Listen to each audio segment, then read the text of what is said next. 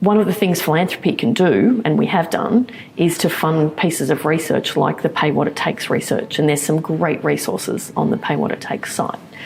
And as I'm sure many people in the sector know, that showed what we all know from lived experience in the sector, that overheads are generally running at about 33%.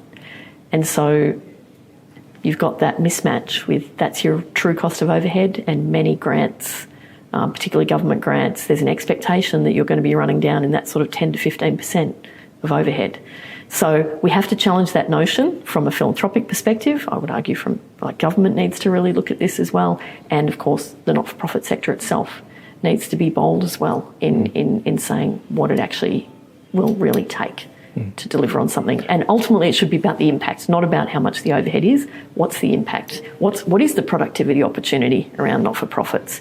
And we would say from our perspective, AI has some really interesting and exciting opportunities attached to it, as well as, of course, some significant risks. But I think if we keep making sure whatever we're developing to be more productive or to deliver ultimately, hopefully, better outcomes for the people that we're here for, I think in order to do that, if we keep laser focused on those people and those places, because we also do a lot of work in funding in places, if we keep laser focused on that, what do they actually need and want? What say are they having about what's going to better meet their needs?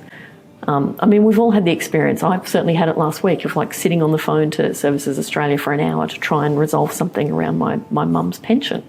And I still didn't get an answer, even after I sat on hold for an hour. Now, I've seen people do that in my past life in a small not-for-profit who are experiencing homelessness, have English as a second language. So anything that we can do that minimises, very inefficient processes, whether that be at that sort of level of government services and delivery of government services, whether it be at the front-end delivery of community services, I think it's a good thing. If we can free up people's time to be doing the things that you need real humans to do, human to human, then let's find all the other things that we can do differently through other tools that technology can provide. And we fund things we're funding some experimental things in that space, like how could AI be used in the back end of not-for-profits.